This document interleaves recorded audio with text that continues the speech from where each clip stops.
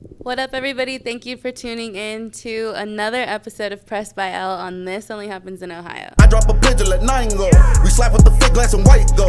This only happens in Ohio. Today we are sitting with Samuri West and Justina Clear. They are both from Dayton, right?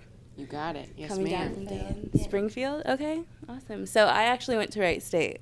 Oh, okay. Yeah, so I lived on Dayton's west side for about 6 years. Okay. Gotcha. Oh, so you're very familiar. You know. Yeah. Yep. That's my old stomping grounds for sure. Love that. Yeah, so it's good to have you guys both here. You guys have like a really good presence and good energy. I appreciate that. Yeah. We're glad to be here. Yeah, for sure. So tell me a little bit about you guys. Obviously, you're from the Springfield area. What is it like being there, like as an artist? Well, it's interesting. Dayton is a really interesting location because it's very tight-knit. So it can be hard to integrate as a newcomer. Mm-hmm. That's something that I struggle with because I grew up in the South. I didn't move to Ohio till I was about 12, 13. Okay. So I was a little bit late to the show. But I can say once you do meet your people, the tight-knit community really envelops you, and it can be a really beautiful thing. Mm-hmm. It can be really good. Yeah. No, and that's true. I think Dayton's artist community, like just art community in general, is really nice. Yeah, I agree. Yes. Yeah, it's a beautiful scene. There's so much history in that area. Dayton specifically, but Springfield as well. Mm-hmm. There's so much history, not only with music, but like with the factories. Mm-hmm. You know, that used to be a very, Dayton and Springfield both used to be very wealthy. Mm-hmm. There's so much energy there. And I always say oppression breeds creative expression. And even just the history of what happened to the factories, you know, people that were wealthy and not having jobs through the decades, and how you see different people living in those two specific towns now. Right. There's so much energy, and it is creative, and Dayton is an originator of funk music, to be specific. Mm-hmm. You know, so ain't nobody can take that away from DYT. And, it's dope to be a part of the scene down there. Yeah. Awesome. So your last album specifically, or your last song that just came out, Tease Me? Yes. Tell me about that. Like, what was it like, the creative process? So I'd been seeing this man for almost a year, and it was real casual. But I'm just a very deeply feeling person. I was really upfront with him, like, look, this is how I'm feeling. And he kind of just totally blew it off. And I said, you know what? I'm done. And I wrote that song, and it was just a total, I don't want to say a love letter, but more of a closure letter to him. Like, look, I'm not going to beg, but you're not going to tease me either. I'll remove myself before you're going to go ahead and do that. Yeah. Yeah. No, your voice is super powerful. Like I told you earlier, I was like, whoa, this is her. Thank you. And I was excited because I also like saw you guys on Instagram, and it just seems like you have a lot to share too, just about life in general. Thank you. Yes. Thank you for saying that. For sure. And do you make music as well? Yes, ma'am. Okay. What kind of music do you make? You know, a smaller list would be the kind of music I don't make. Okay. You know, I don't dabble too much in country music, and that's about it.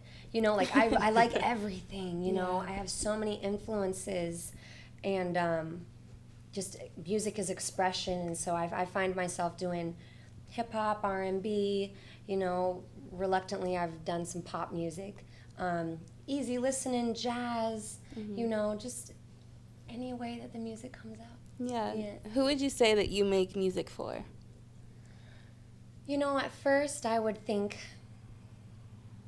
at first, just as a spirit here in the world, you make it for yourself.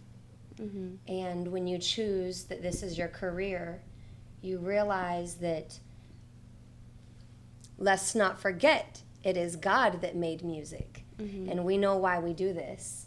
Right. And we do this thing because words are spells, you know, and music is frequency waves.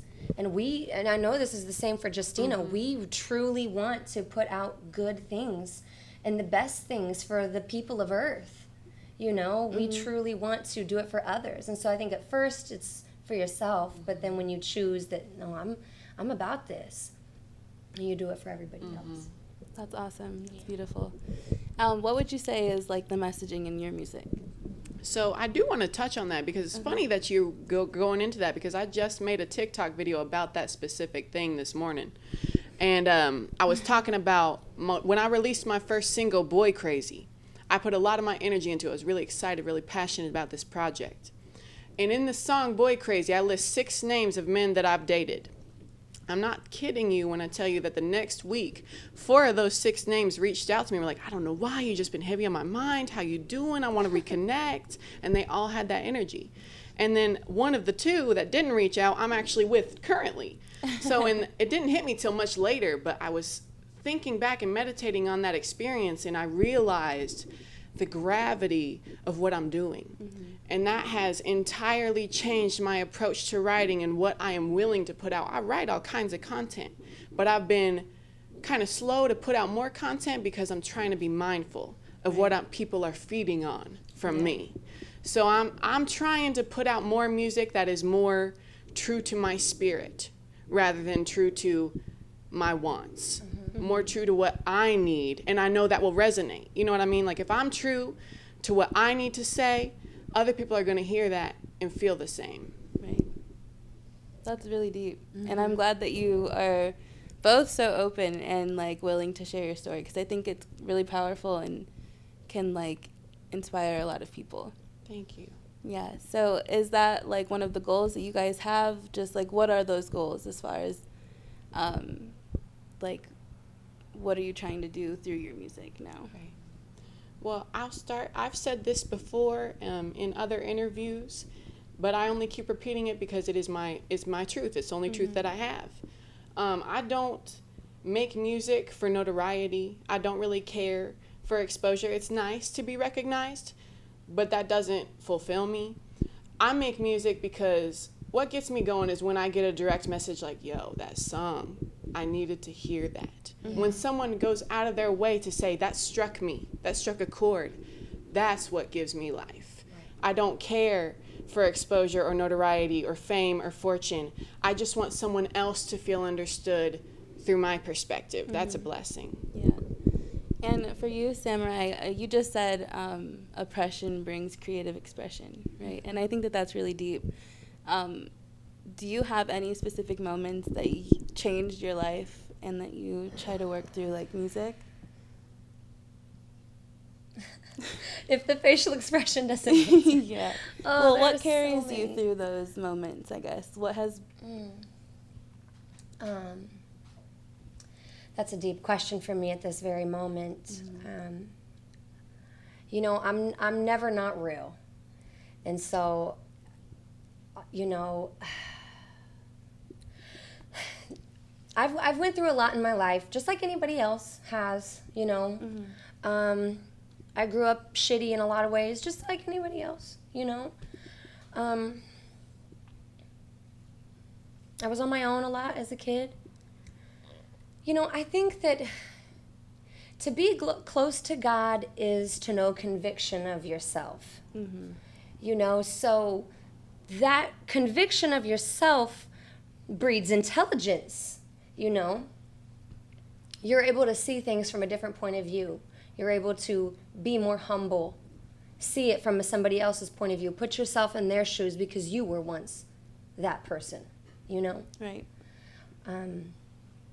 There's been all types of things in my life, all types of situations that I've been through that were less than favorable, that have made me put my heart on that track, you know. There's been so many. Yeah. I'm going through that right now. My daughter had recently passed away. I'm so sorry. And that's something that I'm very struggling with. Mm. And, you know, right now it's, Justina was telling me the other day, you were telling me the time that you were going through a particular situation, you didn't write for 4 years in that time, you know, and I'm not writing right now. I'm writing a bunch of things. It's just my feelings and rhymes, you know, because I feel like I'm just a mess because my heart is broken, you know, and that's just kind of, we all go through things, you know, for sure. And you don't keep it in. And you got to put it out there in the most positive way that you possibly can, because just like you said, there is somebody out there that needs to hear that story.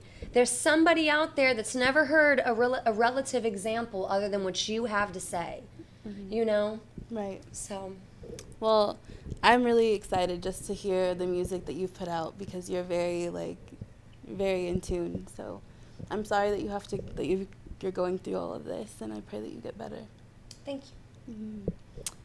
So what do you guys have next? What's on the goal list for you guys this year? So I have a project that I've been slowly putting together. It's almost finished. I need to fine tweak it, add a couple things, but I'm very excited about it.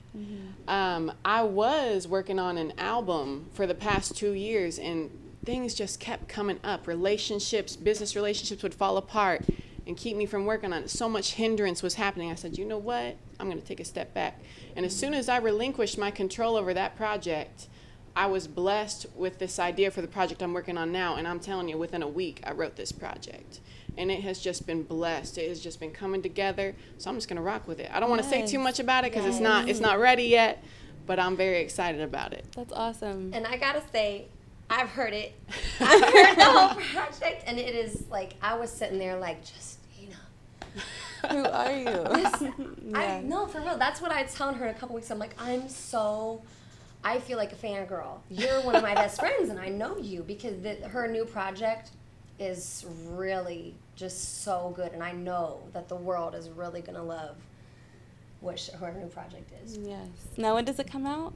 I'm planning on releasing it probably in October. Okay. That's still tentative, but that's my hope, is October. Okay, perfect. October. Yeah. And then what goals do you have for this year? I have a couple things that I'm trying to finish up. I recently put out an album, and we had some issues, legal issues with the producer that was basically trying to have me sign my rights away. And I wouldn't sign a contract. It made no sense to sign this particular contract, and so the whole album got yanked. And so my goal is I'm gonna make some lemonade out of those lemons. And so I have a couple other projects that I was already working on, and so I'm gonna incorporate some of those ideas that I've already put down. I plan on having a couple more projects out by the end of the year. Working in silence. Yeah. Good. Yeah. Good. I'm excited to hear what both of you guys come up with this year. Thank you. Thank you both so much for coming down. It's been a pleasure getting to know Thank you for you. having us. And I hope that everybody tunes in soon to what you guys have. Thank you. I appreciate that. Yeah. I drop a pigeon, let 9 go. We slap with the fake glass and white go. This only happens in Ohio.